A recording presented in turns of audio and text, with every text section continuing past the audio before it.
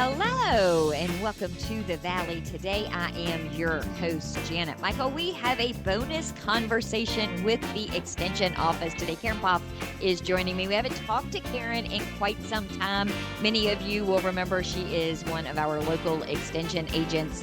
She is based all over our counties. I know she has an office in Warren County, but she's also in Frederick, Clark, Shenandoah, Page, all of the places. She manages the Northern Shenandoah Valley Financial Education Program. And so when Karen and I get together, we talk a lot about saving money, creating budgets, and she gives me some of the greatest tips and a fair amount of grief, I will say, for my spending habits on occasion. But Karen, I love the topic that you've picked today. Save energy equals saving money, because that's something that I think people don't realize just how much control they have over some of these things. So I'm glad that this is something you want to talk about as we're getting out of summer and into heating weather.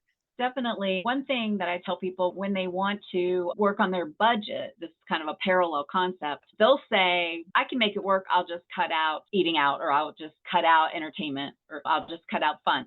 And that is not sustainable. Over time, you're going to end up just blowing it probably. So the best thing to do with your budget is look at each category. What can you save off of each category? What can you shave a few dollars here, a few dollars there? And then you end up with a big amount shaved. That's how save energy, save money is. You're not going to make a huge difference with one thing. You're not going to suddenly live in the dark and cut hundreds off of your electric bill or not use your air conditioning. Now, it would help, but your best benefit with energy is going to be making a lot of little changes in many different areas.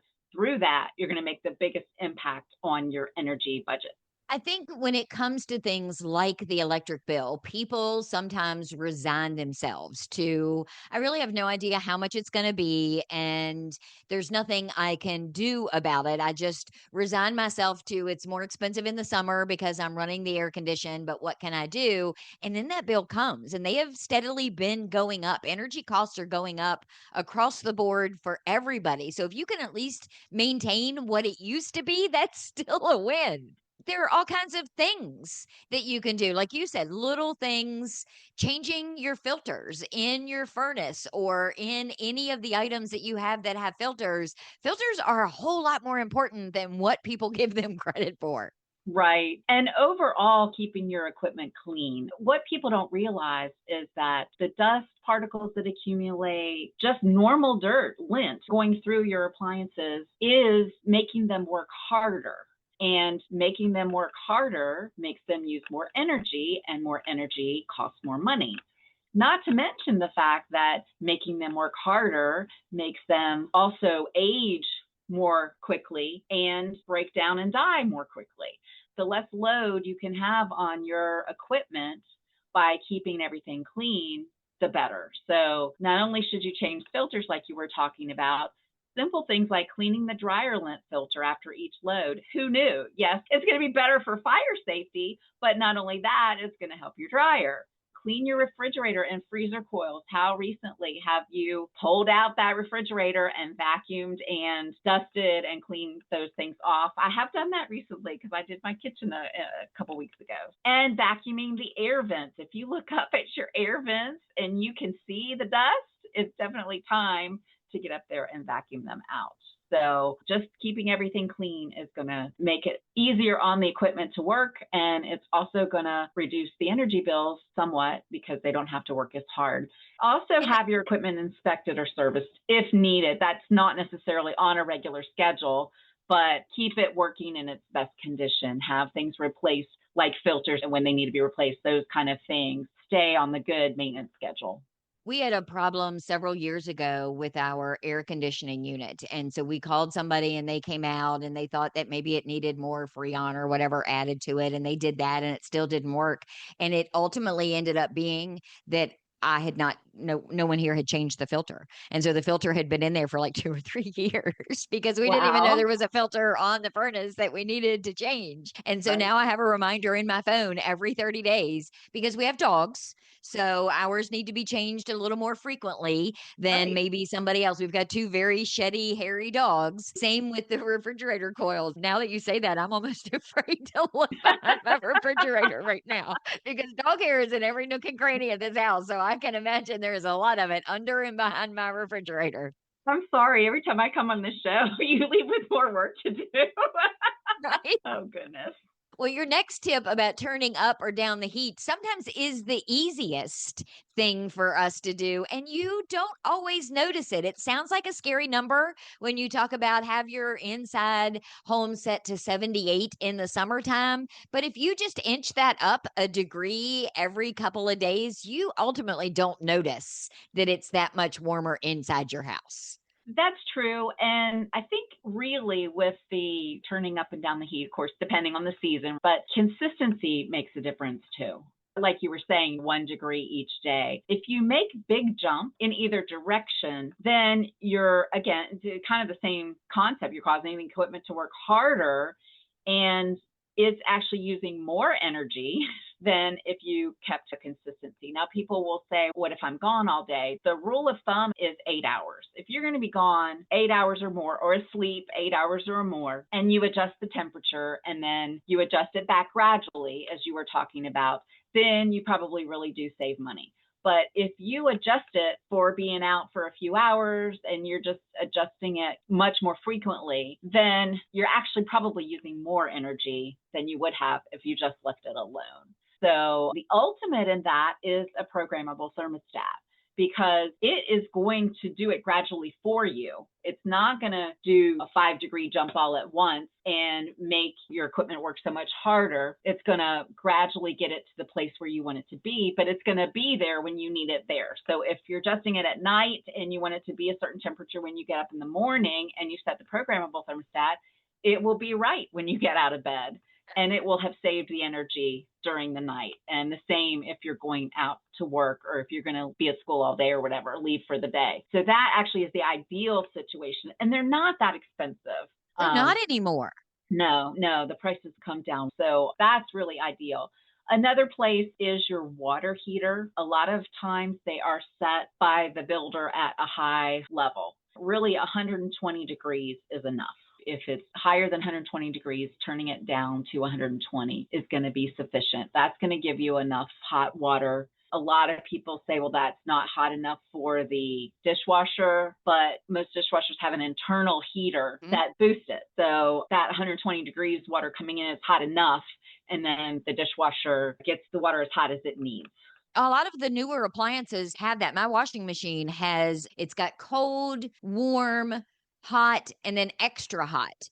Yeah. And I assume that extra hot is something the washing machine is doing to the water because I never change how hot the water heater water is coming out of it. So they Right. have built-in mechanisms just for that purpose. Yeah. So 120 is good. If you've got anything higher than that, it's just extra. You really don't need any higher than that to wash your hands. The next area where people can think about is reducing air leaks or insulation. The two things kind of go together. You want to insulate your house properly, make sure that the attic and the walls have the right level of insulation and enough insulation. The insulation has gotten packed down through the years and it's not insulating as well as it did at first. So you may need to add more insulation to have it be effective. You can weather strip around doors or windows or caulk the leaks. One of the ways to identify where the leaks are is to light some incense, or you can use a candle, but incense is probably a little safer than walking around the house with a candle. Up next to your windows where the curtains are. Yeah. So you bring the smoke that it's producing near the windows and doors, and it's going to show you where the leaks are, and then you can weather strip or caulk there. We have a very old house that needs all of its windows and doors replaced. We have metal storm windows in our house. So we years ago we only do it in the winter. We don't do it in the summer. But in the winter, Tim puts that plastic up Mhm. over the Yep. windows, that he puts the sticky tape on, and then he puts the big plastic over, and then uses the hair dryer to seal it in. And that first year or two, we saw a huge difference in what our electric bill was, because so much of that heat was now staying inside and Right. not escaping out of the windows or the doors. And like the equipment topic, reducing leaks and insulating also applies to your hot water heater and your pipe, because you want it to retain that heat longer than just when it comes out of the hot water heater. So they make insulating wraps that you can put around the hot water heater, and insulation that you can put on the actual pipes.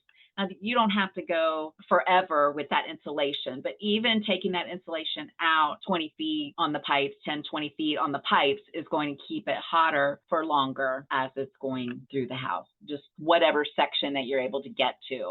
And those pipes are typically smaller pipes. Mm-hmm. Yes. So don't laugh at me. And if Jerry Matico's listening, I'm sure he's going to call me and yell at me because it's maybe a fire hazard. You know what works good for insulating those Uh-oh. smaller pipes? Pool noodles. You don't have to go buy the fancy, expensive insulation stuff. You just slice a pool noodle and wrap it around there. It does a good job of keeping the heat inside the pipes. And you can buy those for like $2 at Walmart. All we have to do is find out. We'll have to ask Jerry the next time he's on the show, is that safe? It depends on what they're made of. If they're fire resistant, then it's probably fine. We just don't know. Well, those pipes aren't getting that hot. Even at Right. the max of running hot water, they're Yeah. getting warm, but they're not going to even burn your finger if you touch them while hot Right. water is running through them Yeah. usually. But I was thinking, I wonder if this will work. And I put it up there and then totally forgot until you just now said, I'm like, oh, yeah, I've got those pool noodles still on the hot water pipes downstairs in the basement. And you may not have noticed a huge difference with that just one thing. But like I said at the beginning, it's the cumulative factor of a bunch of different things that you do that's going to make a bigger difference in your bill. Before we go to break, let's do one more tip. Let's talk a little bit about lighting. So lighting is an area where a lot of people have made somewhat of a change, but we're still in this situation where regular light bulbs are the cheapest, the original traditional light bulbs. Then in the middle range is the compact fluorescent bulb, which use less electricity than incandescent, but they last 10 times longer. The newest type is LEDs, and they use even less electricity than the compact fluorescent, and they last even longer. So the Cadillac of bulbs then are the LEDs, but they're also the most expensive. So people have choices that they have to make as far as their bulbs. If you can afford to replace all your bulbs with LEDs, that's fantastic. That is going to save a lot of energy, and you probably will notice a difference in your electric bill if you did that suddenly all at once. For a lot of people, that's expensive, and they don't want to waste the bulbs that are in the lights now. So I always encourage people, just think about the lights that you use the most.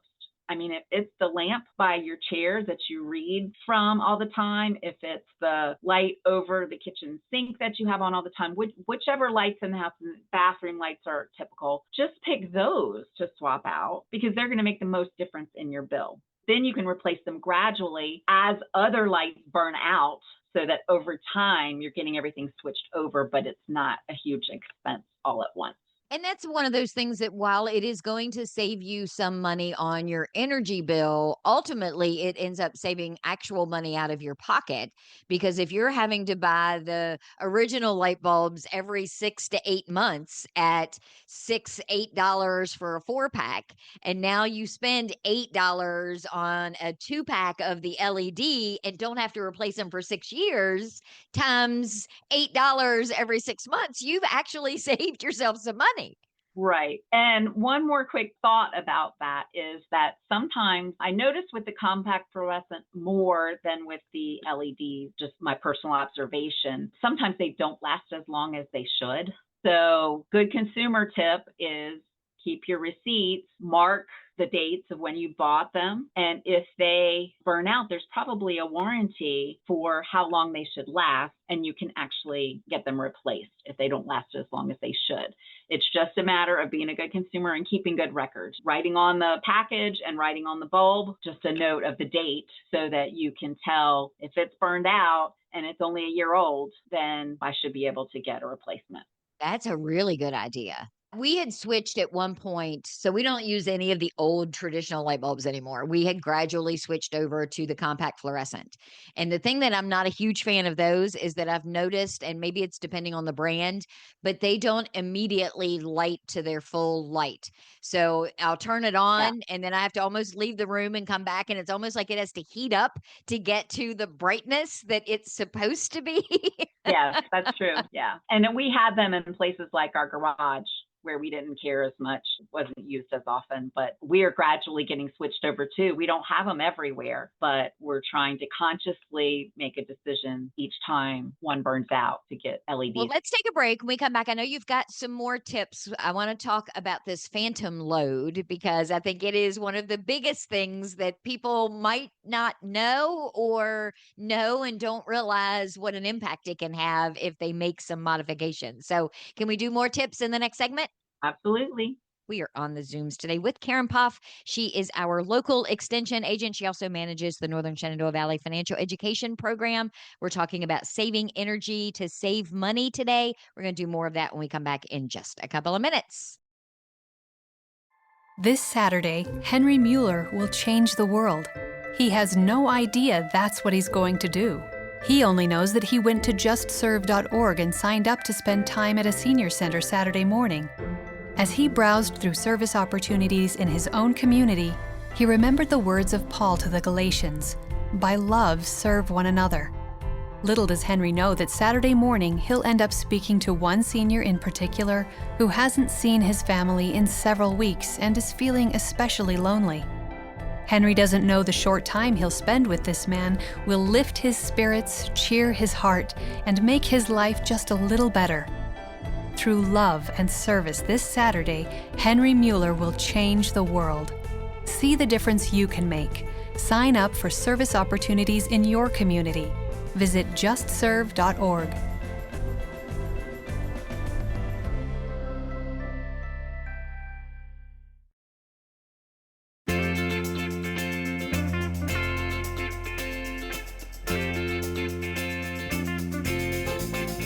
Welcome back to the Valley. Today, I am your host, Janet Michael. We are saving you money on your energy today. Karen Poff is my guest from the Extension Office. She manages the Northern Shenandoah Valley Financial Education Program. We're talking about saving energy and saving money. We talked in the first segment about some insulation, about swapping out your lighting, about making sure that your vents and your filters and your equipment is cleaned and maintained as much as possible. But there are other little things, Karen, that we can do. I remember when I was little, my dad would go through the house and turn the lights off. If we were sitting in the room, even just watching TV, he'd say, "You don't need these lights on to watch TV." And he would turn the lights off. And it was always, it must be a dad thing because Tim still does it every once in a while. He'd rather sit in a dark room, and I'm not that way. But you can turn off and unplug things that are still using energy, even if you're not using them. That is true. That is what is called the phantom load. But real quickly, I would like to talk about the turn off lights because my husband is like your dad. And my dad was like your dad. I'll never forget him yelling, "Turn those lights off." So what my husband will do is he doesn't leave me in a dark room, but he'll come in and turn off the light and then he'll open up the shades. So that I'm getting some light that way. He's trying to be considerate, but he definitely does watch the lights being on. But as we were talking about the phantom load, or some people call it vampire load, modern day appliances, almost all of them use some energy even when they're off. And so anything that has a remote control, anything that has a digital display, anything that turns on instantly and doesn't need a little bit of a warm-up period is probably using electricity even when it's off. If my laptop is turned off, but it's plugged in, it's using electricity. If my phone charger is plugged in, even if my phone isn't attached to it, it's using energy. So how many people leave their phone charger plugged in all the time? All that time it's plugged in, it's using energy. So what you want to do is unplug things when they're not in use. If that is too much trouble, which in a lot of cases, like if you think about your TV area and you've got a TV, I still have a VCR and DVD. Probably nobody else has that. But anyway, you might have a game station. You might have a Roku. So all of that is all connected. If you're watching TV in our house, we don't have kids. So we're watching TV maybe an hour on a weekday in the evening after dinner. We're not watching TV the other 23 hours. But the other 23 hours, all that stuff that's plugged in would be using electricity. So if you take a surge protector that has multiple outlets on it and plug all those things into that one switched outlet, then you can turn the outlet off instead of unplugging everything. So when you flip that switch, it does not allow the equipment to access electricity. So it's not pulling electricity. You do want to make sure it's one that has a fuse on it. So this is one thing that you don't want to buy at the dollar store. You don't want the cheapest version. You want one that has a warranty, that says it protects against surges, that kind of thing. Because even when the switch is off, if it has a fuse in it, it's going to protect if there's a big surge. But doing that, you can do that in the kitchen. If you've got coffee pot, toaster oven, all those things that might be using electricity. And you use it for mostly for an hour in the morning and maybe an hour in the evening, switch that switch off, and you're saving all that electricity, 22 to 23 hours worth of electricity. And definitely unplug those phone chargers. So based on one of our previous conversations, because most of my phone chargers, aside from the one that's next to my bed, most of ours are in my office on my desk. So I went through and pulled all of them, put them all on one dedicated power strip, and Right. then they're all plugged into that power strip. And then when I need to charge something, I switch on the power strip, plug in whatever I'm charging. When I unplug what I'm charging, I turn the power strip back off because it really doesn't need to be there. Absolutely. And it makes a huge difference. I can't remember how much we saved when the first time that we did that, made that huge change throughout the house. We saved a significant amount, like $20 a month, just from that one change. It really made my husband a believer because he wasn't sure that we were going to be able to make a big difference in the electric bill. We really did. Josh and I had the conversation, probably based on one of our earlier talks as well, is he used to think that, well, I'll just unplug the cord from my PlayStation. But that doesn't stop the power from coming from the outlet to the cord. You have to unplug it from the wall, not necessarily the device. That is definitely true. And the other cool thing is now for those people that are listening that have Rappahannock Electric, and I don't know if Shenandoah Valley Electric does this or not, but I get an update with my bill that shows me where my usage is. And so the biggest chunk of my usage is in that always on category. And that doesn't include appliances because it has its own separate thing. So I know that the refrigerator and the stove and those kinds of things are over here. And so that's how you can gauge if you go around the house and just start unplugging things and wait a couple of weeks and then look at your always on percentage, you'll tell right away whether you're making an impact. Absolutely. Let's talk about these labels, these Energy Star, Energy Guide labels, because they are on everything now. Yeah. And I guess overall in the kind of equipment category, generally, if equipment is more than about 10 years old, refrigerator, freezers, things like that, then you probably are going to have a significant energy savings by replacing it. And I'm not saying that if everything is working perfectly, you should replace it necessarily, but there's kind of a tipping point where at some point it's using more energy because it's so old. So that's just another consideration that people don't always think about when they are thinking about replacing appliances. Definitely, when you are in the market for something new, want to look for an Energy Star appliance that says that it has met certain qualifications that the government has established for energy conservation. It meets those standards.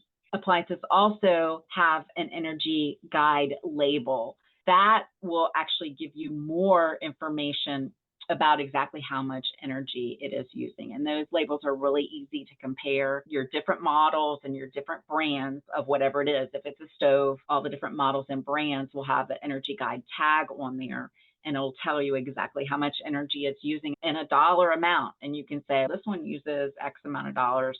This one uses X amount of dollars. That can help in the consideration. I'm not necessarily saying the one that uses the least energy is the one to buy, because you have other considerations that you're making. What are the features and what your needs are and all those things.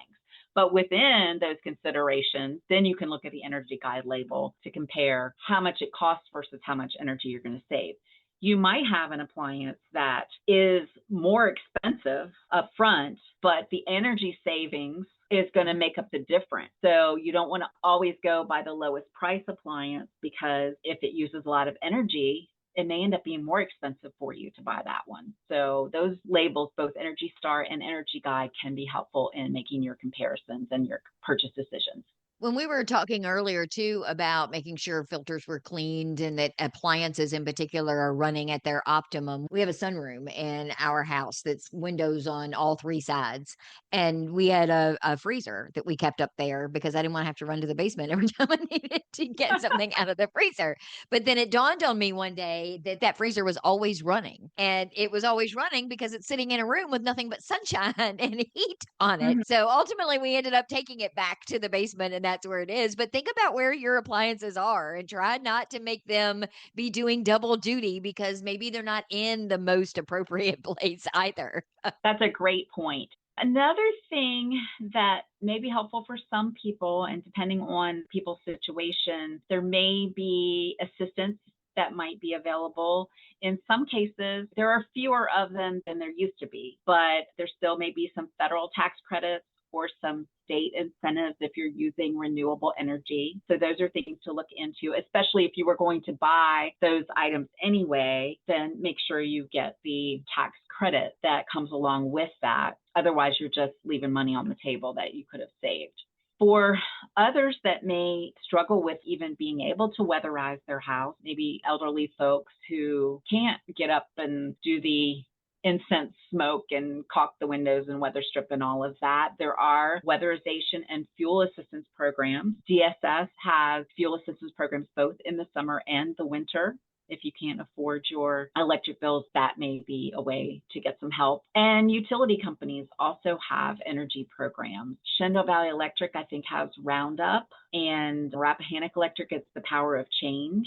Dominion probably also has something too. I'm not familiar with the exact name of it. So that is where consumers can contribute to a fund, and then that fund is used by the energy company to assist people who are struggling to make their payment. I encourage people to contribute to that if you can and help your neighbors. Sometime in the future, you might need help, and pay it forward and then benefit our community in that way. And if you are someone who might need that kind of help, reach out to your energy company and see what kinds of programs they might have. I think it's such an underutilized program through even most of our power companies and DSS is that people don't know that that sort of thing exists. So just being aware of what your options might be is so important.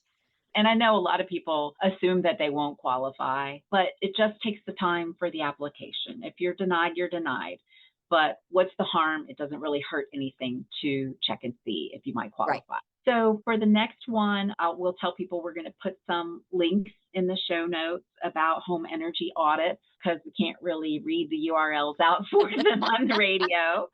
But doing a home energy audit yourself can make a big difference because you can find those areas. The one thing that we talked about, the incense, that would be one of the little steps in the checklist of things that you can do for a home energy audit that might be able to point out the areas where you may be able to make some changes. Some utility companies also have a home energy audit program that they will do for free, and you just ask them to come out and do an energy audit for you. They will send a person to go through and do those kinds of checks and tests and tell you that your refrigerator is in the wrong place or whatever it might be. So that's another thing. Reach out to your utility company. And you can also hire a professional. Yes, you're putting out money, but if it saves you a lot of money over the long run, then the money that you put out to hire a professional to do a home energy audit might be worthwhile. I did an entire podcast series in partnership with Rappahannock Electric Cooperative, and several times on that show, on that series, I talked to Lewis, and Lewis, that was his job at Rappahannock Electric, was he was their energy auditor. So we did a ton of shows talking about tips, and he had some suggestions and ideas, but he talked about how they would go to the homes of people and they would do the walkthrough and they would say, hey, did you know that you've got this? Or putting insulation around where your dryer vent comes out, or all these things that you might not think of, they know. And believe it or not, they don't want you to have a bill that you can't afford to pay either. So they are very accommodating in trying to get you help in lowering that bill. True. Yeah. They want you to continue to be a good customer and they want to do their best to help you. So that's good. I guess we can wrap up with resources. And again, these things we'll have to put in the show notes for you, but there are plenty of places that you can go to learn more about saving energy. And really, you can make a huge difference in your electric bills by all these little things that add up to a whole lot of savings.